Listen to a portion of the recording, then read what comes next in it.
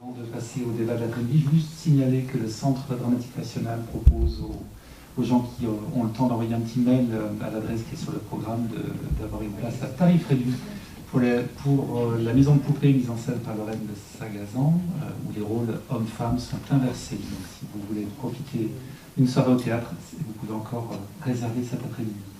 Et puis je voulais remercier Anna Alkema qui va animer cette table ronde, qui fait partie de l'équipe de WER et qui a été une des chevilles ouvrières de la préparation de cette rencontre. Voilà. Merci beaucoup. Donc cet après-midi, pour cette première table ronde, on va s'intéresser au discours qui est porté sur les œuvres. Donc on a un peu abordé cette question déjà dans la matinée, à la fois dans les parcours d'exposition permanents, mais aussi dans les parcours d'exposition temporaire. Et donc j'aimerais revenir sur plusieurs questions qui me semblent apparaître quand on parle de discours portés sur les œuvres. C'est déjà faire un constat qui a été fait ce matin, c'est que dans les collections, les conservateurs et les conservatrices, quand ils doivent travailler à partir de ces collections, il y a peu d'œuvres de femmes. On a vu donc ce matin qu'il ressortait qu'il y avait 2% d'œuvres de femmes à Rouen. Il y a moins de 1% dans les collections de peinture au musée du Louvre, plutôt entre 15 et 20% au musée national d'art moderne. Donc comment est-ce qu'on valorise un corpus restreint et aussi dont les autrices sont souvent très peu connues. Donc ça, c'est une des premières questions qu'on pourra se poser cet après-midi. Ensuite, il y a une problématique iconographique. Les biais ont été évoqués ce matin par Astrid Leray, puisque les représentations dans les œuvres témoignent de stéréotypes concernant les femmes, également de leur relégation à des rôles subalternes, et aussi, j'aimerais signaler, des représentations de violence, de ce qu'on peut appeler la culture du viol. Donc comment on fait dans la médiation de ces œuvres-là pour amener à une prise de conscience de la position des femmes dans l'histoire, et comment est-ce que ça peut être aussi un levier d'égalité d'analyser ces représentations. Et puis, il y a la question des expositions temporaires, qui est une manière d'œuvrer à la réécriture d'une histoire de l'art et à changer nos représentations sur les femmes. Donc nous allons avoir plusieurs cas de figure dans cette table ronde, et j'ai le plaisir d'avoir à mes côtés Emma Lavigne, Eliade Desinski, Hannah Chidiac et Sandra Barrère, que je remercie d'avoir accepté cette invitation à partager leurs différentes expériences dans différents champs autour de ces questions. Et je vais céder la parole à Emma Lavigne pour introduire cette problématique autour de plusieurs moments clés de votre carrière. Donc, vous avez été conservatrice à la Cité de la Musique, puis au Centre Pompidou, où vous avez notamment participé à l'accrochage L à Centre Pompidou. Et vous êtes, depuis décembre 2014, nommée à la tête du Centre Pompidou-Metz. Et notamment, vous parlerez à la fin de votre présentation de Couple moderne qui a eu lieu ce printemps et cet été au Centre Pompidou-Metz et que vous venez tout juste d'inaugurer au Barbican. Vous arrivez fraîchement de Londres. Voilà, donc si les problèmes techniques sont réglés, je vous cède la parole. Écoutez, merci infiniment de cette invitation. Nous sommes absolument enchantés avec Eliade Desinski d'être là avec vous.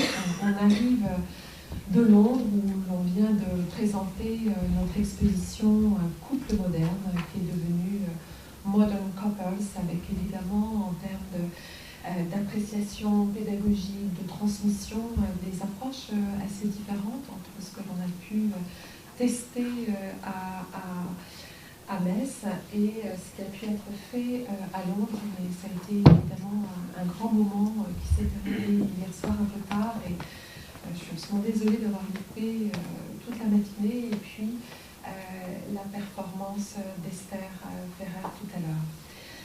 Alors peut-être vous dire que cette histoire donc des femmes, de comment on expose des femmes au Centre Pompidou, essentiellement du Centre Pompidou Paris au Centre Pompidou Metz, ça a commencé, je dirais, grâce à toi, ma chère Camille Moreno, qui est ici, qui était commissaire générale de cette grande accrochage, exposition, plateforme de pensée. Enfin, je crois que c'est un format dont on a peut-être du mal à imaginer la richesse aujourd'hui. On a, je crois, vraiment souhaité se défaire de toutes les catégories pour justement rester le plus ouvert possible dans la définition de ce projet. Je suis arrivée, donc cette aventure et cette réflexion que j'ai pu avoir avec évidemment une portée certainement plus modeste que ce qu'Annie a pu faire. Ça fait 10 ans en fait, de mon arrivée en 2008 avec cette exposition Accrochage, elle qui a ouvert en 2009 et Couple moderne qui a ouvert en effet en avril dernier et qui laissait la parole au couple d'artistes qui envisageaient une véritable relecture de l'histoire de la modernité.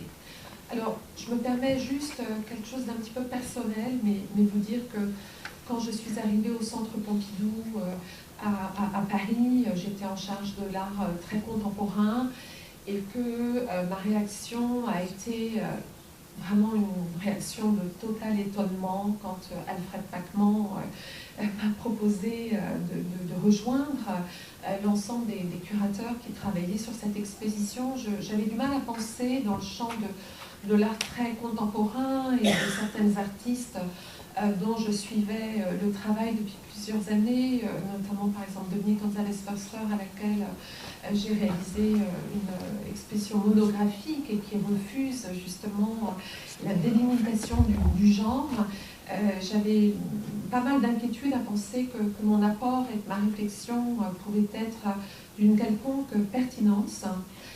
Je dois dire que ça a été tout à fait extraordinaire d'entamer et de poursuivre avec Camille cette réflexion au Centre Pompidou à Paris. Et je voudrais reciter peut-être quelques mots de Pontus Hulten, dont le manifeste Beaubourg, un musée où explosera la vie, en 1974, déjà définissait le musée, le centre d'art, comme une catalyse et un transfert d'énergie amoureuse.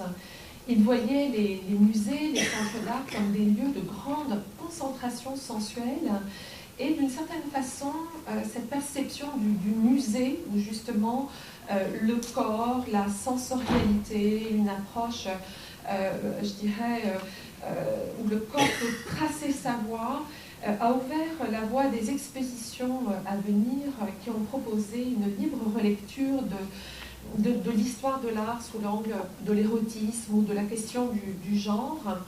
Et même si le projet de Camille Morino a été beaucoup analysé dans ses liens avec ce qui a pu se passer dans la scène de l'art international, avec notamment certaines des grandes expositions qui étaient consacrées à cette question du féminisme, je trouve aussi intéressant de la réintégrer dans une lignée, évidemment, qui est aussi partie prenante depuis le projet féminin-masculin, le sexe de l'art de Marie-Laure Bernadac et Bernard Mercadet, donc, qui était en 1995, et qui ont montré qu'au-delà d'un simple sujet motif artistique, la sexualité était aussi partie prenante des processus de l'art en lui-même. Il s'agissait vraiment de montrer dans cette exposition combien les productions artistiques du XXe siècle n'ont eu de cesse de venir brouiller les fatalités biologiques, anatomiques et culturelles. Et pour vraiment résumer en deux phrases, dans cette expo, il y avait peut-être deux trajectoires, deux lignées. Une lignée qui était représentée de façon plus symbolique par Picasso, qui s'inscrivait dans une tradition plus classique et plus antagoniste, une opposition dialectique et organique du masculin et du féminin, et une autre représentée par Marcel Duchamp, et je suis absolument désolée, Sylvain, je ne pourrais pas aller voir l'expo, mais c'est fini? Ah, bon, bah alors, bon. Et l'autre représentée par Marcel Duchamp, qui a inauguré quelque chose d'une logique un petit peu asymétrique qui faisait circuler les intensités entre la question du masculin et les questions du féminin, sur un mode plus de prolifération de brouiller les genres, comme l'indique aussi Claude Cahun, brouiller les cartes masculin et féminin. C'est vraiment ce genre neutre qui lui permet de se définir comme artiste. Et Duchamp travaillait plus sur la question de la détériorisation des entités anatomiques et sexuées. Donc, quand on a travaillé sur Elle à Centre Pompidou, il y avait déjà eu cette exposition où la question d'un corps sexué avait été énormément abordée. Et il y a eu vraiment de nombreux échanges. Quand je suis arrivée, Camille, tu pourras peut-être en dire deux mots, même si voilà, c'est à moi d'en parler aujourd'hui, mais il y a eu énormément de débats. Est-ce que cette exposition devait être consacrée à la question du féminisme, ou est-ce qu'on privilégiait une relecture de l'histoire de l'art 100% féminine? Alors, Camille Morino a indiqué dans sa préface qu'au moment où on bouclait le catalogue, il y avait 17,7% d'artistes femmes dans la collection, et nous avons donc sélectionné 200 artistes qui ont eu 8000 m² d'espace d'exposition. Au-delà de ces chiffres, je me permets de dire que c'était quand même une première. Ça paraissait quelque chose de complètement dingue, de consacrer autant d'espace à ces femmes de la collection, de tenter un récit où elles seraient les principales narratrices. Et cette exposition, que ce soit dans le corps des conservateurs, et je vous ai fait part aussi de mes premières réticences qui ont été bien vite balayées pour m'engager avec passion aux côtés de Camille dans cette aventure. Il y avait aussi, et par rapport à ce que vous avez certainement abordé ce matin, quelque chose de fondamental, c'est que ce travail d'exposition, ça n'était pas quelque chose de l'ordre d'une forme de correction de ce que le Centre Pompidou avait pu faire, et qu'on a eu à cœur de travailler en parallèle les acquisitions d'artistes femmes avec la présentation des collections. Donc, il y a eu à peu près 40% d'œuvres nouvelles qui ont été acquises et présentées dans cet accrochage.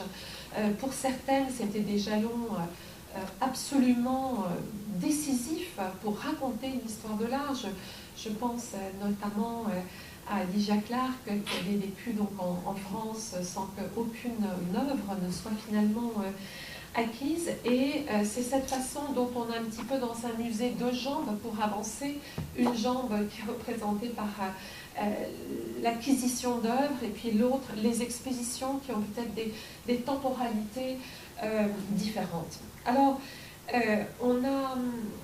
il y a eu évidemment beaucoup d'expositions sur ce thème. Vous avez certaines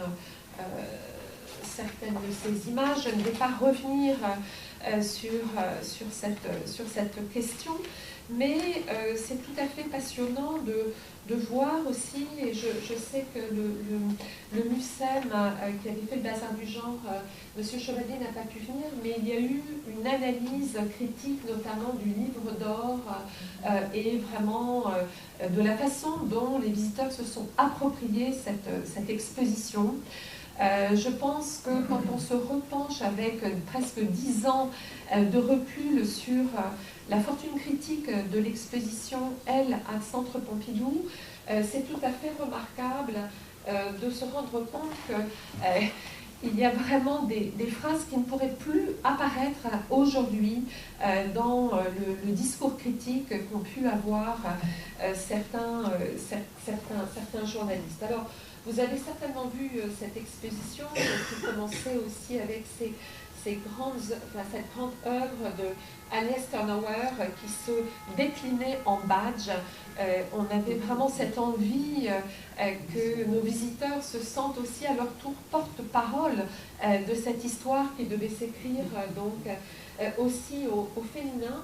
Et en relisant donc la presse, c'est intéressant de voir que tout, vu que cette session est aussi autour des systèmes de médiation, tout a été décortiqué, c'est-à-dire même jusqu'à la couleur de la signalétique, où tout à coup, il y avait peut-être un endroit du orange ou du rose, et tout à coup, c'était quelque chose qui était presque envisagé comme un faux pas ou comme une faute de goût. Donc, on s'est rendu compte qu'il y a eu quelque chose de très intéressant, c'est qu'à la fois, on avait envie d'activer des modes de stéréotypes pour déconstruire aussi le regard, mais que ces stéréotypes ont permis également à notre public d'avoir une lecture de cette histoire de l'art, mais que nous avons été finalement très rapidement estampillés par certains critiques de mettre les femmes dans un ghetto, de remettre les femmes dans l'espace de la cuisine, dans l'espace domestique, alors que je pense que c'est vraiment quelque chose qu'on a essayé de déconstruire. Vous voyez quelques vues où l'on voit l'espèce de clarté donc du parcours avec des grandes thématiques transverses. Et ça, je pense que même si pour certaines artistes, notamment contemporaines, certaines étaient absolument enchantées, d'autres avaient un regard plus critique, le fait d'être relié à travers une approche thématique à des figures plus historiques, c'est quelque chose qui a été absolument passionnant pour ces artistes de l'art contemporain et même peut-être les plus, certaines des plus réticentes. Alors, voilà, évidemment, Camille Morino a orchestré ces 7500 mètres carrés. Je me permets peut-être de revenir sur cette question d'une chambre à soi, qui évidemment reprend le titre de l'essai pamphlétaire de Virginia Woolf, qui a été publié en 1929, qui détaillait avec ironie tous les barrages pour que les femmes accèdent à l'écriture, en dégageant les conditions nécessaires à la production et à l'écriture ou la création artistique.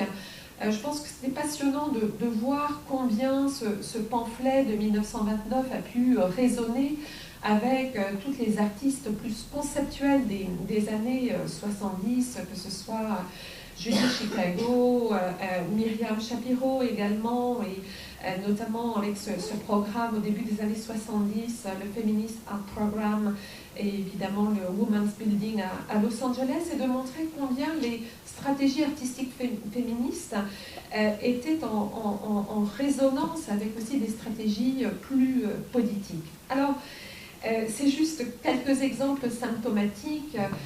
La pièce de Martha Rosler, que peut-être certains d'entre vous connaissent, Semiotic of the Kitchen, qui est où l'on voit une femme, pardonnez-moi l'expression, mais presque disjonctée ou péter les plombs dans sa cuisine, qui date de 1975.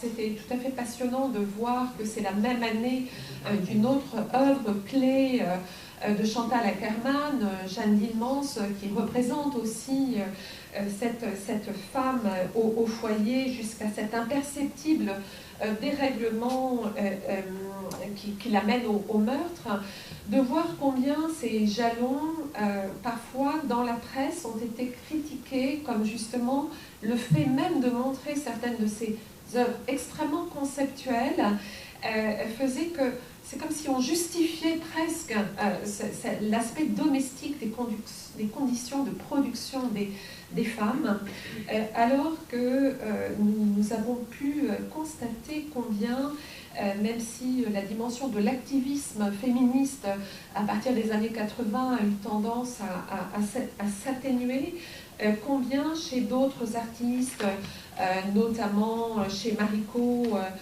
Mori ou d'autres artistes,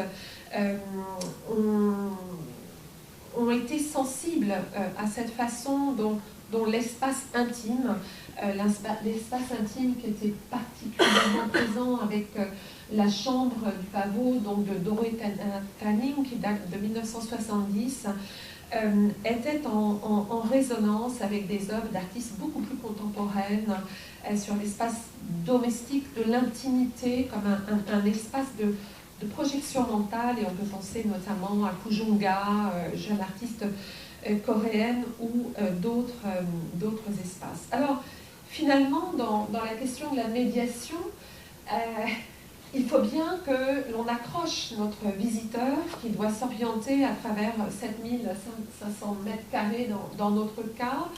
Et donc la question de la chambre qui venait symboliser l'intériorité était essentielle, vu qu'on la retrouve bien sûr chez Sophie Calle, dont nous avions aussi présenté Douleur esquisse, ou la question de l'ensemble des œuvres de l'hôtel. Chez d'autres artistes plus contemporains, comme chez Dominique Gonzalez-Foerster, la chambre, l'espace de l'intimité, de l'intériorité, continue à être des ressorts essentiels de la construction biographique, fictionnelle, un ressort tout à fait fondamental dans son travail. Et on a pu constater combien finalement, et peut-être cette exposition reste à faire, la question de la chambre de certains artistes masculins, on peut penser à Claes Oldenburg ou à King Halls, finalement, est-ce que certaines critiques auraient été activées si ces artistes hommes avaient été présentés en parallèle à certaines des installations? On a pu constater combien il y avait une forme de tabou dès l'instant où finalement on cherchait à déconstruire ce qui était lié donc à l'espace, comme si cet espace contemporain, comme le dit Foucault, n'est pas encore complètement désacralisé, ou en tout cas comme si cette espèce de coupure entre l'artiste femme et l'espace était encore quelque chose de l'ordre d'une forme de tabou. Il y a eu également cette question dans la section consacrée au corps slogan. Là, vous pouvez voir le baiser de l'artiste d'Orlan, et puis juste à droite, le mesurage, où elle vient avec son propre corps prendre la mesure, prendre le pouls de cette institution, en mesurant le forum du Centre Pompidou avec son propre corps. On s'est rendu compte dans cette section, et puis dans Génital Panique, à quel point même des gens du champ de l'art, des critiques ou des historiens avaient eu un ressenti parfois très épidermique et très critique par rapport à certaines de nos propositions. Alors, il ne s'agit pas de toutes les citer, mais de montrer combien le regard, qu'il soit peut-être le nôtre, celui du public, celui de la réception critique de certaines œuvres liées donc à elle, à Centre Pompidou, ont pu être complexes. Et notamment dans la section Génital Panique, avec notamment sur le corps performé, avec des pièces de Valley Export, Gina Panet, Ilfrek, et on avait aussi Anna Wilke, où on nous a dit quand même montrer comme ça le sexe des femmes, montrer les corps nus, il y a quelque chose d'extrêmement violent, alors que cette violence est évidemment partout autour de nous. Évidemment, il ne s'agissait pas d'être dans une seule lecture univoque, mais au contraire d'élargir la question de l'identité. Vous parliez, Madame la Préfète et Monsieur le Président, tout à l'heure, de la question de l'émancipation. Je pense que ces propositions ont toujours à faire avec des processus d'émancipation. Nous avons... voilà, on voit certaines œuvres, notamment de Génital Panique, et dans certains cas, je ne sais pas si Esther est de retour après sa performance, mais il y a quelque chose qui nous a aussi beaucoup animé, je vais y revenir avec Elia, sur la fragilité de certaines formes, notamment dans le champ de la performance, où l'on sait que les femmes ont été extrêmement actives dans ce champ-là. Dans la section corps slogan, on s'est rendu compte que pour raconter et faire le récit de la performance que l'on aurait pu presque écrire à 100% au féminin, certaines artistes, et Esther, je me souviens d'heures de discussion où finalement elle n'avait pas gardé de traces de sa performance, elle n'avait pas pensé qu'elle pouvait aussi les vendre, qu'elle pouvait en faire une œuvre, alors que c'était des performances tout à fait extraordinaires. Et donc, même des artistes contemporaines se trouvaient parfois de facto gommés de cette histoire. Et c'est certainement une des grandes parts de ce travail que d'avoir essayé d'acheter progressivement des œuvres qui n'étaient pas uniquement dans le champ du féminisme, et beaucoup d'artistes comme Nikit Saint-Phal, Marina Abramovic ont refusé toute lecture univoque de leur œuvre. Hein. C'est ce que dit Kiki Smith aussi, que cet enjeu il est plus global dans leur présence, c'est de savoir comment représenter, dans le cadre du corps et de la performance, un corps qu'il soit masculin ou féminin, pour en faire une expérience humaine et pour créer une forme d'empathie, d'identification, quelle que soit la démultiplication de ce modèle d'empathie. Donc, peut-être pour finir sur cette partie de l'accrochage, avec certaines des citations qui sont très drôles à relire aujourd'hui, nous avions une salle rouge qui était assez extraordinaire avec Marthe Véry. Je me souviens une vidéo de Anna Mendieta qui va avoir une belle rétrospective qui ouvre ce week-end. Et Anna Mendieta, c'était tout de suite, même pour le public, l'importance de ce processus de médiation. Anna Mendieta, qui venait de sacrifier un poulet, pardon, sortait peut-être de table, dans une pièce vraiment de syncrétisme où elle essayait, après son exil aux États-Unis, de retrouver les fondements mystiques de sa terre d'origine de Cuba, et qui faisait un immense signe rouge dans l'espace. Le rouge a tout de suite été aussi dans certaines critiques associé à la question des règles, même si on en avait comme Shikeko Kubota qui, de façon très explicite, venait lever le tabou de la menstruation. Donc ça a été tout à fait passionnant de voir combien, dans la réception, beaucoup se sont aussi, parce qu'il faut des repères, se sont engouffrés dans des lectures pourtant que nous n'avions absolument pas souhaité univoques dans notre travail de commissariat. On a peine à imaginer, il y a eu récemment, j'ai vu Annabelle Ténez qui est là avec la superbe expo de Caroline Schneemann, donc au musée de Rochechouart, mais on a peine à imaginer que des films comme Midjoy ont été taxés de pornographie, et en même temps, on se rend compte de plus en plus que le discours redevient cadenassé, qu'il y a des choses qu'on a du mal à montrer. Au centre Pompidou-Metz, par exemple, à ses débuts, Laurent Lebon m'avait dit que les poupées de belle-mère avaient fait l'objet de nombreuses critiques. Donc on se rend compte que l'évolution de notre regard, quels que soient les modes de transmission, continue à être des champs tout particulièrement complexes. Alors, évidemment, la question du regard, elle varie d'un pays à l'autre, et je pense que dans cette exposition, ce qui est intéressant, c'est de voir qu'elle a été un dispositif intellectuel critique, mais elle a été aussi une forme de machine désirante, vu que nous avons eu énormément de gens qui sont venus du monde entier voir l'exposition et qui nous ont demandé des fragments de l'exposition. Alors, Camille s'était occupée de Seattle, je crois, mais au Brésil, l'exposition dont je me suis occupée avec Cécile Debray est allée dans 3 endroits, et l'appréciation des Brésiliens de cette exposition, évidemment, a été complètement différente de ce que l'on a pu avoir en France, avec évidemment des grandes figures du modernisme brésilien. Bon, on n'a pas Tarsila do Amaral, mais et puis des pièces comme Ligia Clark qu'on a pu acquérir grâce à ce travail de fond sur la collection. Alors, ça n'est pas la Teteia de Ligia Papé, on a fini par avoir un dessin.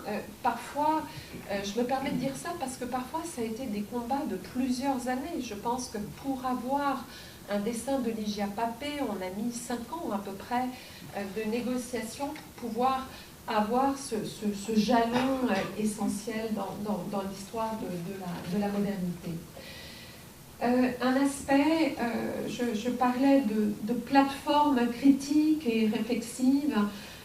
Il y a eu un très très gros travail qui a été fait aussi avec l'INA, à partir des archives, de raconter cette histoire de la place donc des femmes dans l'histoire, avec cette plateforme qui a eu énormément de succès, où les gens pouvaient poster leurs critiques, toute une équipe leur répondait. Donc ça a été, il y a eu énormément de films qui ont été également tournés, énormément de témoignages. C'est un travail de fond qu'on n'a pas forcément le temps de faire tout le temps dans des musées, quand on doit orchestrer une exposition, mais je pense que cette façon dont la parole a été libérée a expliqué certainement le succès de cet accrochage qui a duré quasiment 2 ans et qui a rassemblé plus de 2 millions de visiteurs. Je sais que Frances Maurice va venir tout à l'heure. On a eu la visite de nos collègues, notamment du MoMA, de Amtenkins, qui trouvaient que l'initiative du Centre Pompidou était incroyablement novatrice, et je ne dis pas du tout ça pour nous jeter des fleurs, mais que ça aurait été impossible aux États-Unis de consacrer un total accrochage au-delà de la question du féminisme, mais de raconter la question de l'abstraction, la question des processus de narration dans l'art, et que finalement plusieurs commissaires américains, qui avaient d'ailleurs travaillé sur certaines des expositions qui ont été citées, ont montré que ces expositions sur le féminisme, dans certains cas, pouvaient être réductrices parce que certaines des artistes étaient presque systématiquement évacuées des grandes expositions thématiques sur certains des grands sujets de l'histoire de l'art. Et la réponse du MoMA a été non pas un accrochage qu'ils ont failli faire à un moment, mais des cycles de conférences et puis une publication, donc Modern Woman, qui a été faite comme une relecture également sans phare de leur collection. Alors, la question, c'est toujours de se dire, bon ben voilà, on s'est peut-être donné une bonne conscience avec ce travail, on se rend compte dans notre travail au quotidien qu'il y a une prise de conscience nécessaire pour toujours avoir une forme de vigilance. Donc vous voyez, moi mon bilan il n'est pas super équitable, mais voilà, bon, c'est pas forcément des expositions de la même ampleur. On ne cherche pas forcément à avoir cet équilibre. On l'a vu avec Couple Moderne au Barbican qui est ouvert hier soir, donc eux sont beaucoup plus dans un équilibre. Alors combien de couples homosexuels, combien de couples lesbiens, voilà. Nous, voilà, on ne s'est pas laissé porter par ce type de statistiques, mais il y a évidemment dans tous les champs, dans notre travail au quotidien, bon ça je ne vais pas avoir le temps d'en parler, mais Anna, vous aviez gentiment cité, j'ai travaillé aussi pendant 8 ans plus dans le milieu de la musique. Ça, c'était une expression à Arles qui s'appelait I am a cliché, donc je suis un cliché. Bon, nous avons aussi un spécialiste de la scène punk avec nous, mais c'est aussi montrer combien dans d'autres champs, que ce soit dans la musique, comment les fabriques à stéréotypes sont vraiment très importants. Et voilà, on a des constructions très différentes. Patti Smith photographiée par son amant Mapplethorpe sans maquillage, de façon très brute, et puis Nico qui doit absolument devenir une muse, ce qu'elle refuse, et donc se teindre les cheveux en blond, et on voit le regard de Warhol qui vient la faire intervenir comme un coup de lumière, un coup de projecteur dans la noirceur du Velvet Underground. Et puis Linda Sterling qui a aussi beaucoup contribué à la fin de ces stéréotypes. Une autre exposition et un autre couple, alors plus des années 60 que couple moderne, mais qui a été aussi une des grandes motivations pour couple moderne, ça a été Yoko Ono et John Lennon à travers vraiment une forme de court-circuit d'identité, et on sait combien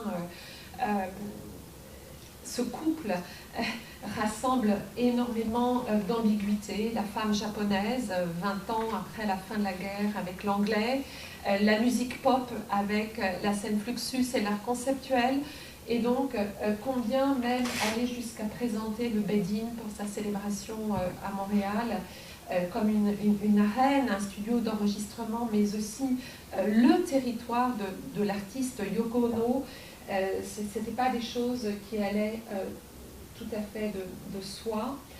On a parlé de Dominique Gonzalez Foerster, de ses premières réticences, et puis ensuite de cette passion pour elle être Centre Pompidou, et à cette question, comme le disait Rimbaud, je est un autre, ou dans Duchamp évidemment, qui prend aussi, qui se transforme en rose, c'est la vie.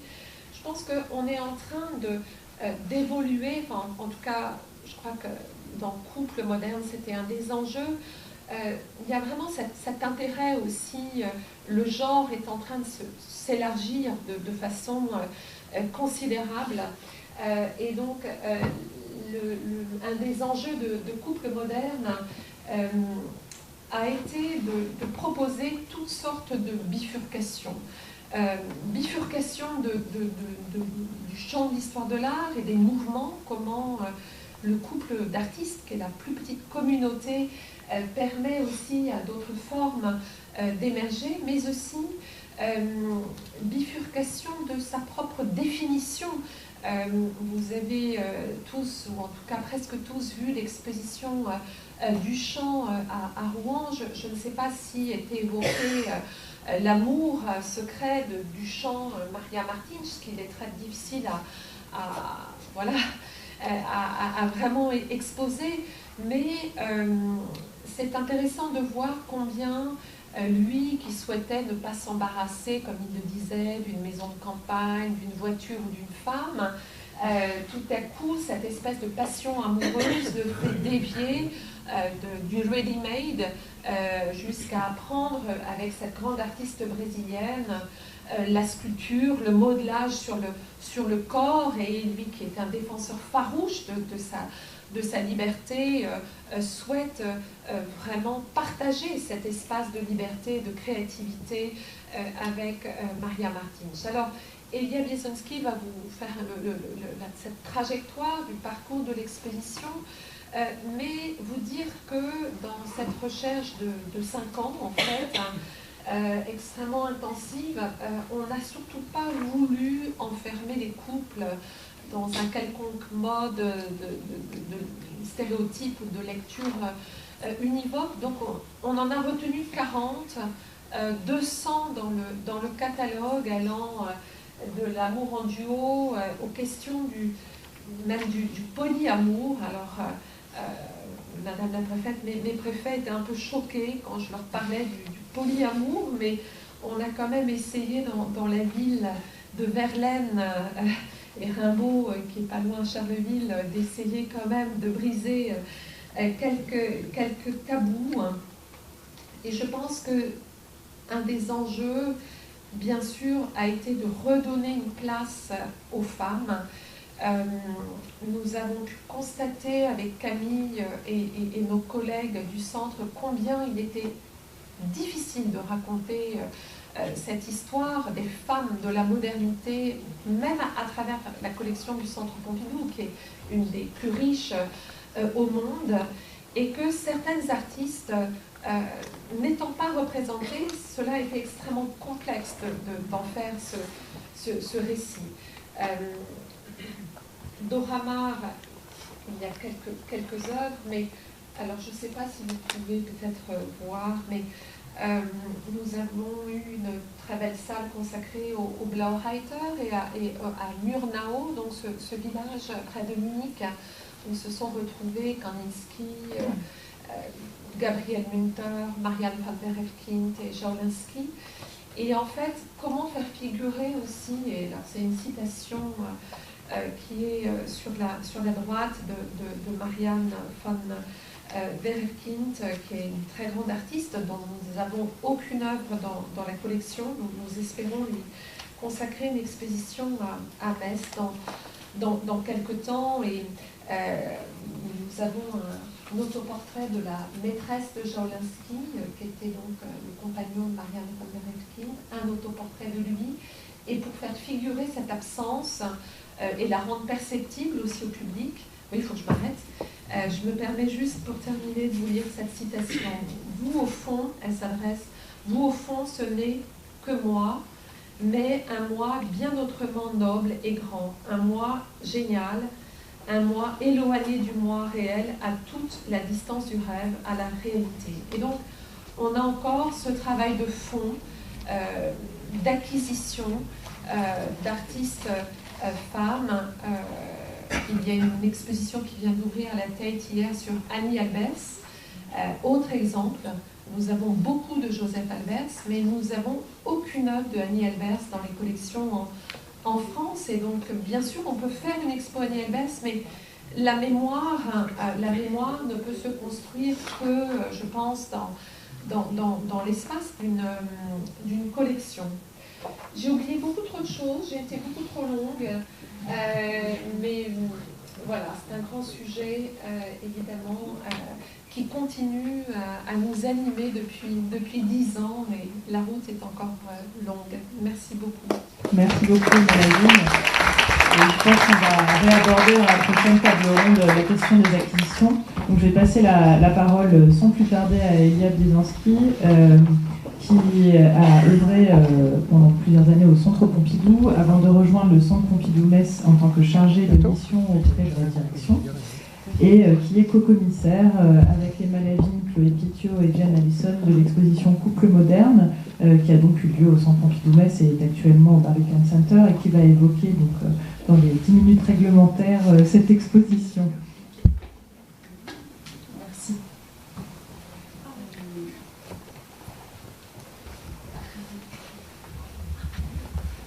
Alors, pour revenir sur cette exposition donc, qui rassemblait 40 couples, et Maladie, au départ, nous avions réalisé une recherche très dense et nous avions 400 couples d'artistes entre 1900 et 1950 qu'il fallait sélectionner pour retenir ceux qui seraient dans l'exposition.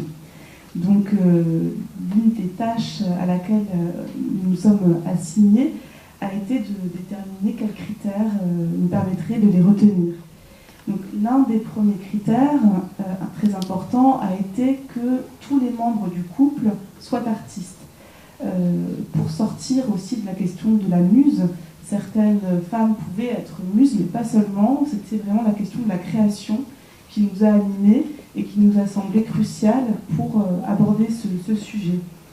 Un autre aspect, donc, c'était que cette création soit au cœur de la relation amoureuse de ces artistes et que le fait d'avoir été ensemble ne soit pas une simple anecdote ou un simple sujet biographique, mais ait eu un impact dans la trajectoire artistique des artistes, donc soit un impact positif, constructif, soit au contraire un impact, pour aller dans les antagonismes plus destructifs, et qui ait pu aussi amener à une sorte d'abandon de l'art, de dévoration d'artistes au sein de leur couple. C'était également la question de la modernité qu'on a souhaité placer au cœur de notre sujet. Donc les artistes que l'on a sélectionnés étaient à même de raconter cette histoire de l'art moderne, de transformation à la fois des idées, des modes de vie et des formes artistiques, et de rendre compte de la fusion entre l'art et la vie, entre des projets utopistes de renouvellement du monde et un renouvellement de l'art, de rendre perceptible la façon dont finalement la vie même des artistes, leur vie intime, était connectée à la façon dont ils avaient créé et qu'on ne pouvait pas parfois distinguer où commençait la collaboration, où elle finissait, et détacher la création d'un contexte plus vaste. C'est aussi en filigrane une histoire des mœurs, une histoire de l'évolution du statut de la femme et de l'histoire du couple que l'on a essayé de transmettre, non pas en la plaquant sur chacun des couples, en créant un parcours qui impose une chronologie, une évolution dans cette histoire, mais à travers les œuvres, à travers les collaborations, nous avons souhaité rendre perceptibles les enjeux qui ont animé les artistes. Alors, par exemple, le PowerPoint défile, vous allez voir Anna Husch et Raoul Haussmann, auxquels on a consacré une salle assez dense, qui ont tous deux voulu travailler sur la question donc, de la chute du patriarcat dans cette Allemagne après la fin de la Première Guerre mondiale, où finalement la chute de la société allemande était perçue par ces artistes comme un échec, une faillite du patriarcat. Et Raoul Haussmann, qui a théorisé cette pensée, on se rend compte très souvent dans l'exposition que des sujets qui animent autant les hommes que les femmes sont davantage théorisés par les hommes qui publient ces idées, alors que les femmes contribuent à les exposer, à les travailler, à créer, à les exprimer par leur création, mais que finalement ce sont souvent les hommes qui ont cette visibilité et qui publient leurs recherches. Donc Raoul Haussmann et Anna Husch ont eu à cœur, donc à travers leurs œuvres, de détruire cette répartition des tâches entre hommes et femmes et de renverser la question du patriarcat pour, au contraire, prôner une forme de prise de pouvoir par les femmes ou en tout cas de redéfinition de ce que pouvait être une femme dans cette Allemagne de Weimar. Ce que l'on a voulu aussi donc mettre en avant dans l'exposition, notamment à travers l'accrochage, c'est la fluidité, une absence de relation binaire entre œuvres d'artistes hommes et œuvres d'artistes femmes. Finalement, la mise en dialogue au sein des couples des œuvres permettait de montrer qu'on ne pouvait pas faire de distinction entre œuvres créées par les hommes ou œuvres créées par des femmes, mais que les idées circulaient librement de l'un à l'autre et que si on ne regardait pas les cartels des œuvres, il était très difficile parfois de déterminer qui avait fait quoi, et que finalement c'était la question de ce couple comme une cellule créatrice presque transindividuelle qui créait un espace intermédiaire, un entre-deux dans lequel le couple évoluait et créait des œuvres hybrides, des œuvres qui dépassaient complètement la femme et l'homme et l'homme, la femme et la femme, ou parfois, comme dans le cadre par exemple du Bloomsbury Group, des communautés d'artistes qui vont jusqu'à s'amputer de leur nom et de leur signature pour créer des œuvres collectives où finalement la question de l'individu importe peu, et c'est un modèle de société, un modèle esthétique qui prime.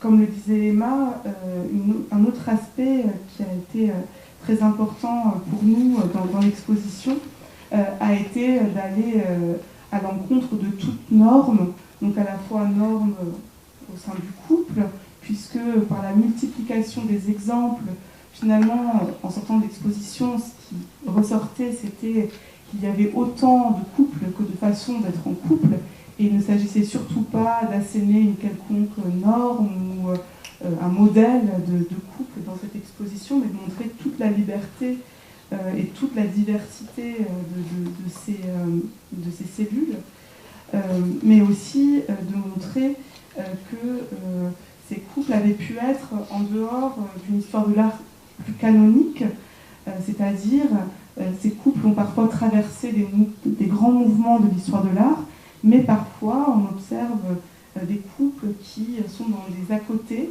et qui sont en dehors de ces grands mouvements artistiques, dans une forme d'excentricité, et qui créent un univers qui leur est propre et qui va au-delà de tout canon.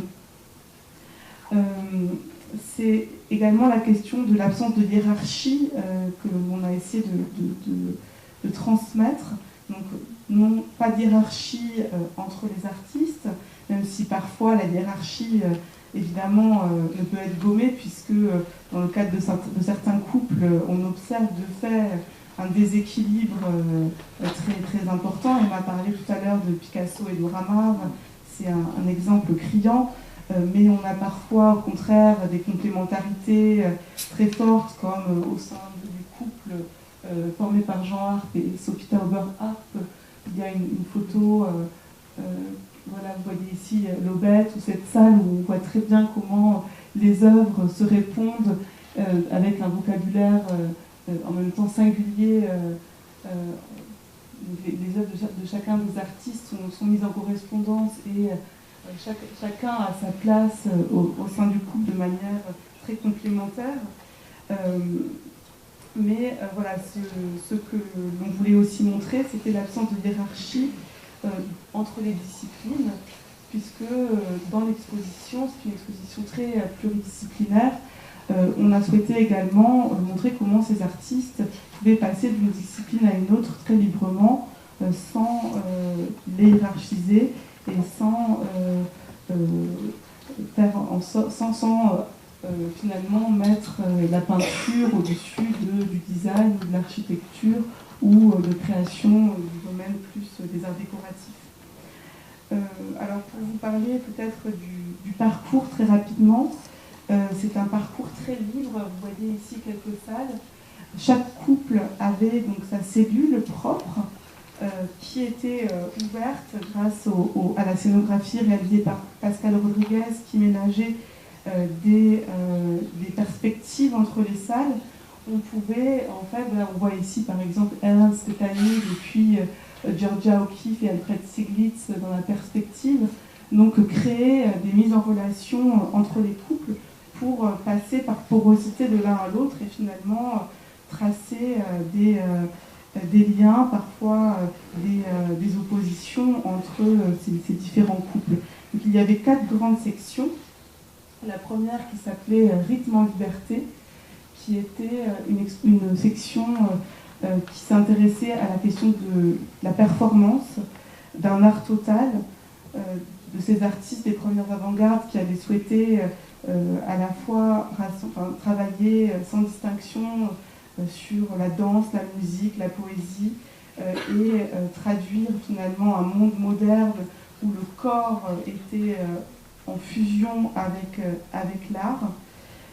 Une autre section s'appelait Espace partagé. Là, c'était davantage la question du quotidien, la façon dont les couples d'artistes ont transformé leur espace de vie, leur quotidien, donc depuis la sécession viennoise, le Bloomsbury Group, qui ont créé un vrai espace de vie où l'art était présent partout, jusqu'à la question de l'atelier, avec par exemple Arpad Zenes et Maria Elena Vieira da Silva, où finalement c'est cet espace partagé, où la création a lieu, qui donne lieu aussi à de nouvelles formes et qui devient un sujet pour la création.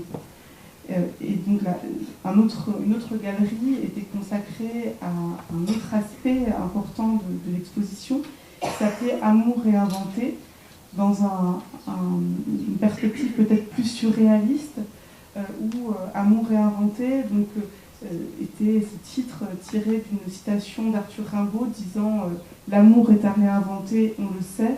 Donc cette idée de réinventer l'amour, de réinventer également le sujet, et d'être dans des formes d'hybridation, dans des formes de dépassement de tout carcan, pour créer un autre sujet et un autre type d'amour.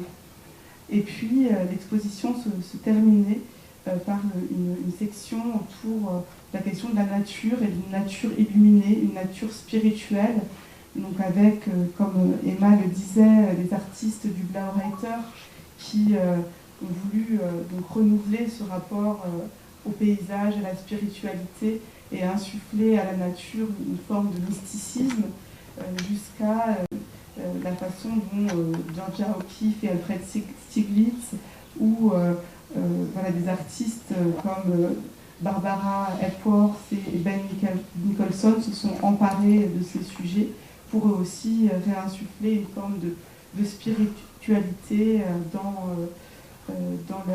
leur art. Donc c'était des espaces également très immersifs à certains moments qui permettaient d'évoquer des lieux, donc ici Sedona, la maison des Ims ou l'Aubette. Donc on a également cherché à évoquer les lieux de vie de ces artistes et la façon dont ces lieux se sont transformés et sont devenus des œuvres d'art, comment la vie en fait de ces couples faisait œuvre. Voilà, je me marque.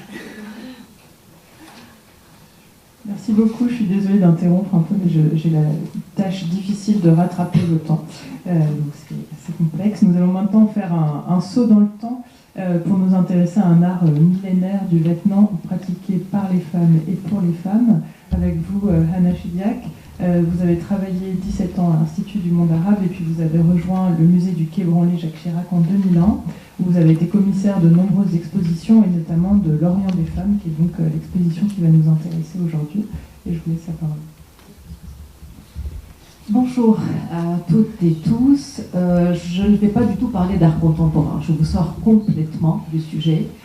Je suis déjà très heureuse d'être là et de participer à ces troisième rencontres qui vont me permettre de parler d'une exposition que j'ai réalisée il y a déjà 7 ans, en 2011.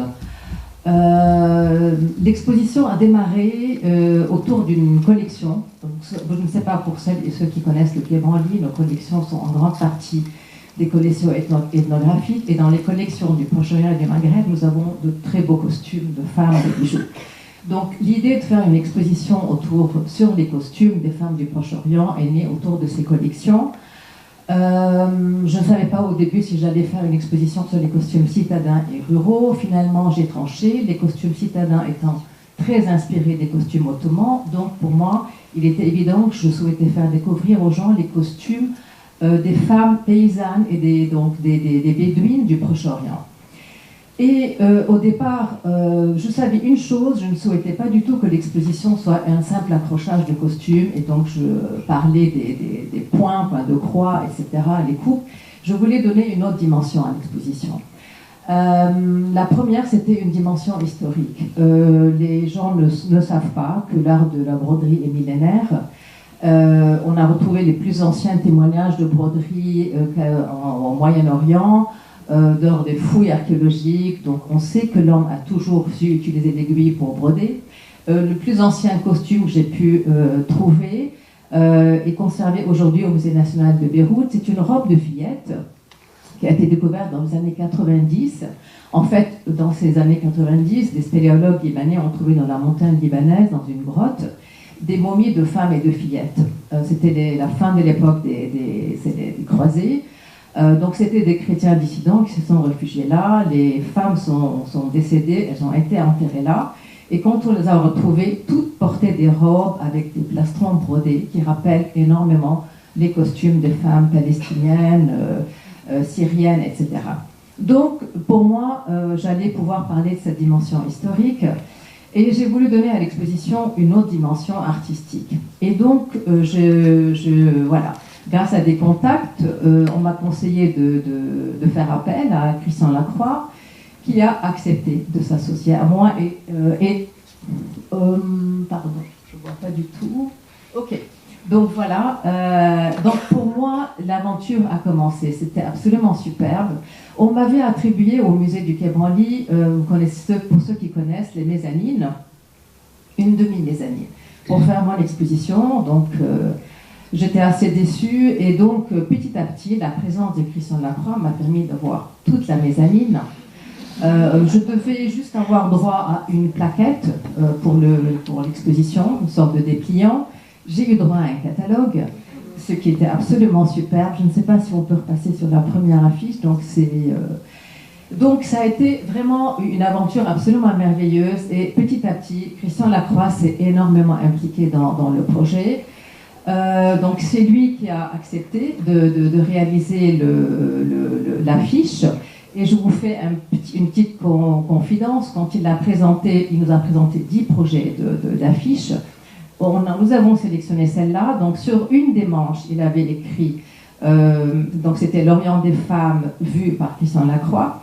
Et sur l'autre manche, il avait mis l'invitation de Hannah Chidiac, ce qui était absolument superbe de sa part. Il voulait m'associer à ce projet. Et évidemment, on ne met jamais le nom du commissaire sur une affiche, donc je le savais.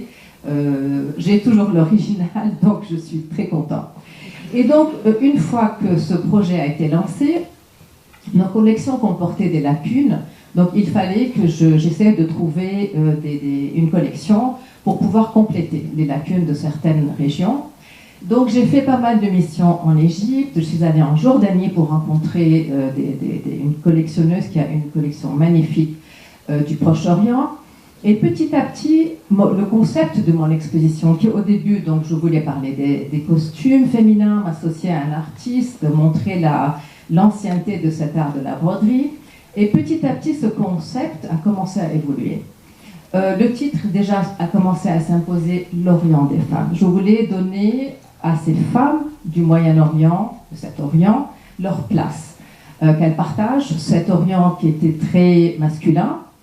Et j'ai eu pas mal de rencontres qui ont fait justement que je l'ai complètement orientée. J'ai décidé, une petite histoire que j'ai eue lors d'une mission en Jordanie. Donc je suis allée voir cette personne qui a cette très belle collection.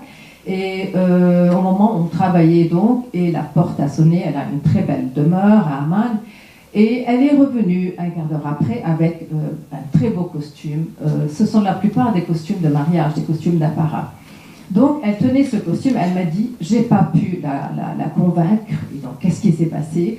Un couple d'un certain âge, ils sont arrivés. La femme lui a dit, c'est fini, cette robe, je ne pourrai plus la mettre. Elle n'a pas dit l'islam, mais la religion interdit de mettre des costumes colorés. Mais l'autre a essayé de la convaincre, ça fait des millénaires. Les gens s'habillaient avec des couleurs, les mariés, etc. Elle n'a pas voulu. Elle est partie en laissant sa robe. Et donc, quelque part, pour moi, il fallait que mon exposition fasse passer d'autres messages que la simple broderie, etc. Une autre histoire, et là, c'est beaucoup plus personnel. J'ai une mère très âgée, je suis d'origine libanaise, et donc je partageais ce projet avec elle pour lui raconter un peu ce que je faisais. Et elle m'a appris que donc elle a été pubère très jeune, à l'âge de 10 ans, et à partir de là, elle faisait partie de la bourgeoisie de Beyrouth. Et sa grand-mère lui a dit, bon, à partir de là, tu es devenue une petite femme, 10 ans. Et en sortant, dorénavant, tu vas donc mettre une petite voilette pour te cacher le visage. Elle s'est mise à pleurer, c'est elle qui m'a raconté ça. J'en ai, c'est pas possible. Et donc, c'est à cette époque aussi qu'on voit un petit peu ce noir s'installer un peu partout, dans les villes, dans les rues du Maghreb aussi bien et du Proche-Orient. Donc, ma décision a été prise, c'était, je voulais faire passer un message, je voulais faire connaître les femmes, non seulement la robe, mais la femme qui était derrière cette robe. Et Christian Lacroix m'a énormément soutenu dans ça. Quand on voit sur la photo suivante, quand nous avons donc fait une première, celle d'avant, j'avais fait déjà une présélection de costumes, et lors de cette consultation, c'était un bonheur de voir Christian Lacroix se pencher sur chacun des costumes, les retourner et me dire mais ce sont de véritables, ce sont des artistes. Et c'est ce que les gens ne savent pas, c'est que ces robes ont été faites par les femmes pour les femmes. La collectionneuse qui habite en Égypte et qui a une très belle collection m'avait raconté aussi une petite anecdote, c'est que ces femmes savaient très bien que les hommes n'allaient jamais les regarder en face. Quand elles passaient, ces femmes de Bethléem, de Jérusalem, elles savaient que les hommes allaient se retourner à leur passage. Donc, elle décorait l'arrière de la robe encore plus que l'avant. Donc, toutes ces petites anecdotes, pour moi, il fallait raconter tout ça. Cette exposition m'a permis aussi donc d'acquérir des costumes pour compléter, dont un très bel ensemble de voiles de visage de femmes du Sinaï. Et en fait, j'avais commencé à cette époque aussi à travailler, à me pencher sur le sujet du voile des femmes, l'histoire de ce voile, pourquoi, comment. Aujourd'hui, je donne des conférences sur l'histoire de ce voile qui est millénaire et ce voile qui n'a absolument rien à voir avec l'islam. Donc tout ça a fait que cette exposition, pour moi, ça devait être un hommage aux femmes orientales. C'était montrer un autre visage des femmes orientales. Donc pour l'inauguration de l'exposition, j'avais proposé au président Stéphane Martin. Donc on devait l'inaugurer le 8 mars, le jour de la fête internationale des femmes. Ça devait se faire comme ça. On devait inviter là aussi les 4 premières dames, parce que l'exposition touchait donc la Syrie, le Liban, la Jordanie et l'Égypte. Donc Madame Assad, Mme Moubarak, etc. devaient venir à l'inauguration. Donc pour moi, c'était vraiment quel plus bel hommage pour ces femmes que la présence de Christian Lacroix, de toutes ces dames. Et malheureusement, les événements ont commencé en Syrie. Donc ces personnalités ont été remplacées par les épouses des ambassadeurs à Paris. Nous avions l'ambassadrice du Liban à l'UNESCO, l'ambassadrice de Jordanie, la femme de... Voilà. Et donc, l'exposition a été inaugurée par le ministre, donc par Frédéric Mitterrand. Donc c'était un très bel hommage aux femmes, et donc dans la scénographie, Christian Lacroix a fait une scénographie absolument magnifique qui a donné beaucoup de couleurs à cette exposition. Il a donc fait réaliser une moquette qui a donné beaucoup de lumière, et il a voulu donner aussi quelque chose d'important, c'est que dans le parcours, le niveau éclairage, on partait de l'obscurité, on partait vers la lumière. Pour lui, c'était montrer justement que ce noir n'existe pas et que quelque part on se dirige du noir vers la lumière. On a terminé par des robes blanches, justement un petit clin d'œil pour Christian Lacroix. Et quelque part on disait que la plupart dans les expositions consacrées aux femmes, il y a beaucoup plus de femmes que d'hommes. Dans cette exposition, j'ai eu beaucoup d'hommes, des familles, des enfants. Et souvent, quand je fais le tour de l'exposition, c'était un bonheur d'entendre les hommes regarder les costumes des petits-enfants, se dire qu'est-ce que c'est beau. Donc, on a accueilli en 2 mois et demi 270 000 visiteurs. Donc, pour moi, j'ai fait d'autres expositions quand j'étais à l'Institut du monde arabe. Celle-ci était ma dernière, mais ça a été une aventure absolument superbe. Et donc, quelque part, c'était une aventure très forte pour moi. Depuis, je continue à essayer de faire quelque chose pour ces femmes. Ma conférence, je continue à la présenter aussi bien en France que dans le monde arabe. Et dans la continuité des choses, parce que donc Hannah m'avait posé la question, and what else, est-ce que je continue? Pour le Quai Branly, ça me paraît difficile de continuer à faire. J'ai essayé de proposer des projets d'exposition sur les femmes voyageuses. Malheureusement, les collections du musée du Quai Branly ne me permettent pas de faire quelque chose de fort. Donc, je vais faire un tome 2 pour l'exposition des costumes. Je vais m'associer à ces 2 collectionneuses qui m'ont aidé dans mon exposition Le Vent des femmes. Et on va essayer de faire quelque chose sur les femmes d'Égypte, les costumes, les femmes d'Égypte et d'Irak. On ne connaît pas du tout ces costumes, sont totalement méconnus.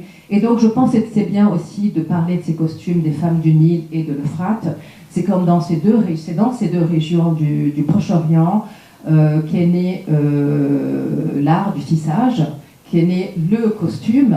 Et donc voilà, ça sera ma façon de contribuer. Ce sera une exposition malheureusement qui n'aura pas lieu à Paris, mais au Bahreïn, au musée national de Manama. Donc voilà, je continue à ma façon,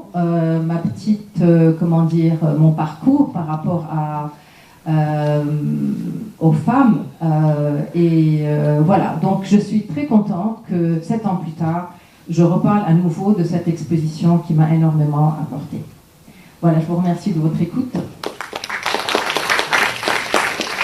Merci beaucoup. Et donc on voit bien les enjeux politiques qui se trament sous la mise en vue en fait des œuvres, et on va aussi maintenant voir les enjeux pédagogiques qu'on peut aborder à partir des collections des musées.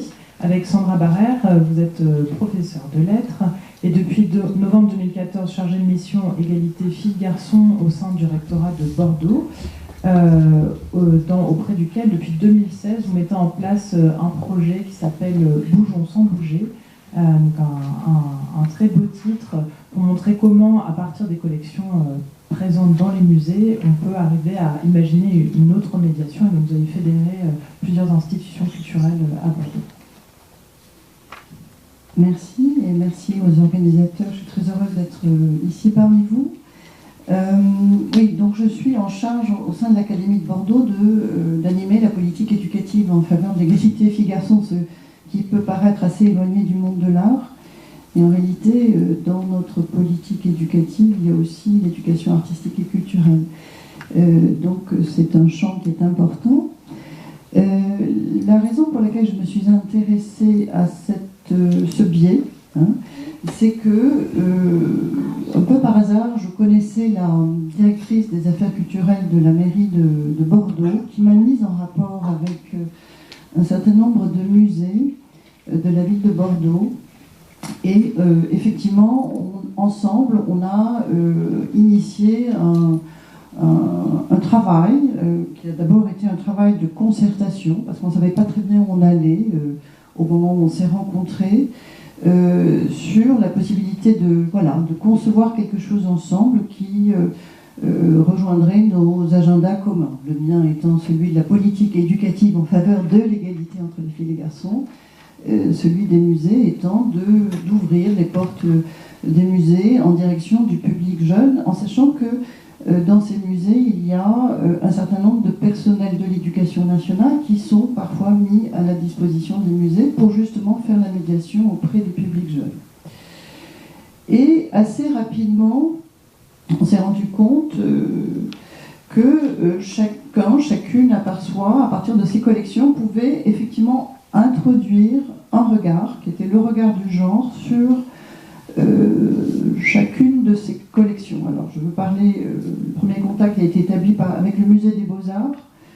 Très rapidement, sans entrer dans la boucle, le musée national des douanes, qui est un ministère au reste, non pas municipal, mais national, le musée d'Aquitaine, le musée des arts décoratifs et le CAPC, qui est le Centre d'art contemporain de Bordeaux. Et assez singulièrement, ce travail de concertation qui a duré, je ne vous cache pas que ça a été un long travail d'approche, de connaissance les uns des autres et les unes des autres. Tout d'un coup, ce qui s'est produit de manière assez singulière, et pour moi c'était un grand moment professionnel, c'est que les médiateurs, les médiatrices, les conservateurs et conservatrices que j'avais en moi, tout d'un coup, en regardant avec moi leur collection, redécouvraient en quelque sorte leur collection.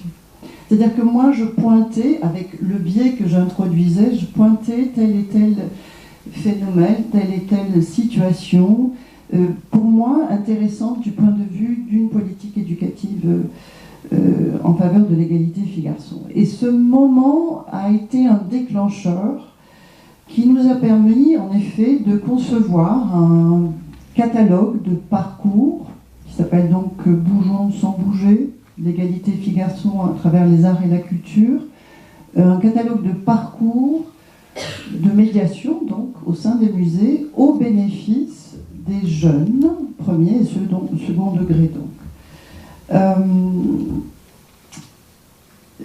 Donc ça c'est pour expliquer la genèse qui a duré donc un an. Le premier lancement de ce catalogue, ça a été le 8 mars 2016, et maintenant chaque année par tradition on lance une actualisation ou un élargissement de ce catalogue qui contient maintenant quelque chose comme 12 institutions réparties sur 2 départements. Ce qu'on a quand même noté par rapport aux collections, puisqu'on parlait surtout du fait qu'on était parti du musée des Beaux-Arts, c'est qu'effectivement par rapport aux collections, on va dire 16e, 19e, ce qui est apparu très clairement, vous avez dû le dire ce matin, je n'étais pas là malheureusement, mais c'est que, bon, effectivement, la moitié du démos est absente, hein, voilà, du point de vue, et que les femmes ne sont pas présentes, mais elles sont représentées. C'est-à-dire qu'elles ne sont pas disantes, mais voilà, elles sont dites. C'est-à-dire qu'elles ne sont pas désirantes, mais désirées. C'est la question aussi des femmes muses, etc., etc. Et on s'est rendu compte aussi que, bon, là on s'inscrit un peu dans une vision ranciérienne de l'art, hein, c'est que finalement on était dans un régime que l'art, on devait le regarder comme un régime historique de la représentation. Et d'ailleurs très fortement déterminé par les hommes, hein, c'est-à-dire par le regard masculin sur les hommes. À partir de là, on a commencce à comprendre qu'on pouvait réellement faire des choses à partir de collections déjà préexistantes, sans en rien changer. Ce qui est intéressant aussi, c'est que ce qui nous a... et ça c'était une discussion en interne, c'est que il y avait une question qui relevait aussi de la réception de ces œuvres avec ce regard, réception de ces œuvres plutôt masculines, avec une représentation d'un regard plutôt masculin, et avec cette projection que j'essayais d'introduire, il y avait une certaine forme de déni de la part des personnes avec lesquelles je travaillais. Et donc, il m'a fallu effectivement un certain travail de pédagogie pour faire comprendre que, effectivement, on pouvait mobiliser pleinement, de manière achronique, le concept de genre pour parler d'une œuvre du XVIe. Alors, je ne sais pas si on peut... Voilà. Un exemple de ce qu'on peut faire... Alors, une chose qu'on a comprise aussi, et c'est important pour nous puisqu'on est dans un travail de médiation, hein, médiation de l'art auprès d'un public jeune, et c'est-à-dire d'un moment ou d'un travail qui est un peu comme une scène transitionnelle permettant la reconfiguration des rôles de genre. Hein. C'est un peu comme ça qu'on le voit. C'est que dans cette dialectique, hein, il y a la possibilité, d'historiciser.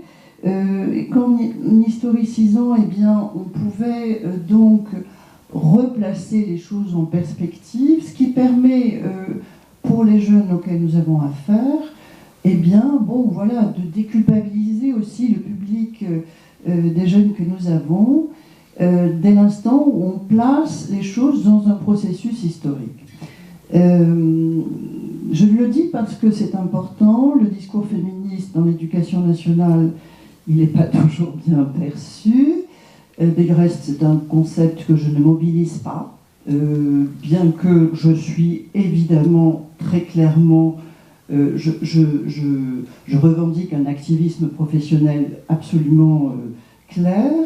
Mais ce qui est très évident aussi, c'est qu'il y a une difficulté par rapport à cette question, c'est que tout de suite, eh bien, c'est compliqué d'affronter cette question, surtout quand on l'affronte justement, frontalement. Le bénéfice de ce travail d'historicisation, c'est que voilà, on inscrit les choses dans un processus, et donc, dès l'instant où on l'inscrit dans une perspective historique, eh bien, on peut, ensemble, d'ailleurs filles, garçons, main dans la main, imaginer d'évoluer vers des schémas égalitaires. Alors, ici, je vous montre un exemple. C'est Jan Bruegel, Danse de noces. On est en 1600, l'école flamande. C'est d'ailleurs une copie de son père, hein, à partir d'un travail fait par son père, Peter Bruegel. Si on peut revenir à la précédente, ce qui est très intéressant, c'est un tout petit format, hein, tout petit format qui se trouve au musée des Beaux-Arts. Et ici, si vous voulez, moi je peux y passer avec des enfants une demi-heure une demi-journée très facilement, parce que au-delà du fait qu'il y a effectivement cet aspect école flamande dans la représentation d'une noce, etc., moi il y a un certain nombre de choses que je trouve intéressantes dans la représentation des couples, justement. Dans la représentation des baisers volés, vous les voyez, il y en a 2 ou 3. Les femmes ne sont pas contentes. Dans la représentation des sexes d'hommes fortement érigés au premier plan, vous voyez, on les voit bien sous les bragues. Dans une certaine occupation de l'espace public, vous voyez sur le long des murs, les hommes urinent, ça veut dire qu'ils sont propriétaires de l'espace, d'accord ? Dans aussi et surtout, qui est l'objet de cette peinture, la représentation de cette noce, de ce mariage, puisqu'on contracte un mariage, et on se rend compte d'une chose, c'est que la jeune épousée n'est pas très heureuse, hein. Donc c'est un mariage à l'évidence arrangé, et surtout c'est un mariage qui fait l'objet d'une transaction. Alors ça c'est intéressant de travailler ça avec les jeunes. Voilà. Mariage arrangé, mariage qui fait l'objet d'une transaction financière, le mari compte scrupuleusement les écus que l'on met sur le plateau, etc., etc. Donc, vous voyez qu'ici, là, à partir d'un petit format, il se trouve au Musée des Beaux-Arts, on peut faire un très très gros travail sur la question des rapports hommes-femmes, et sur un long continuum, finalement, de harcèlement. Hein, c'est une question qui est toujours là, hélas. Hein, de la question voilà, des attouchements, le fait que finalement les femmes ne sont pas propriétaires de leur corps. Est-ce qu'elles le sont aujourd'hui? Vous voyez qu'ici, il peut y avoir une discussion qui peut s'engager très intéressante avec des enfants et d'ailleurs les classes de primaire, hein, avec la possibilité derrière, parce que c'est aussi l'objet de notre projet, la possibilité de remobiliser cette affaire et de faire des propositions à travers une pratique artistique où on fait des propositions alternatives. Donc, pardon? Oui, alors on va passer peut-être à... voilà, ici c'est Tarquin et Lucrèce. Alors ça c'est très intéressant, une pièce magistrale du Musée des Beaux-Arts. Par parenthèse, Tarquin et Lucrèce, deux noms avec une conjonction de coordination. Or là, ce qui est représenté, c'est pas vraiment le fol amour, hein. C'est une scène de viol. Donc déjà dans le titre, il y a une forme d'euphémisation de la relation qui est ici une agression. Bon, c'est une scène... Alors c'est très amusant, dans la médiation qui était faite précédemment de ce travail, elle était très centrée évidemment sur la composition, les volumes, les couleurs. Bon, c'est une pièce de la maturité du Titien, on le sent, bon, et qui était énormément commentée du point de vue aussi de ce qu'elle transcrit de l'histoire de Rome, et donc le passage entre la royauté étrusque et la République romaine. Et, comme par hasard, la question du viol de Lucrèce était escamotée. Donc on l'a remise sur le devant de la scène tout de même. Bon, ce qui nous permet de parler effectivement de la question de la culture du viol et de sa perpétuation dans le contexte contemporain. Le destin particulier de cette œuvre, au terme d'une histoire assez complexe avec un incendie, etc., c'est que ce tableau, tout de même pendant 30 ans, ce tableau a décoré la salle des mariages de l'hôtel de ville de Mériadec. Donc vous voyez, ça aussi, ça permet...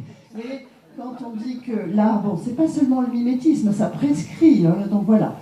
Donc ça, c'était un grand moment. Le troisième tableau, c'est, pour le coup, on est dans, voilà, l'art contemporain, c'est Nan Goldin, on est au CAPC, c'est une photo.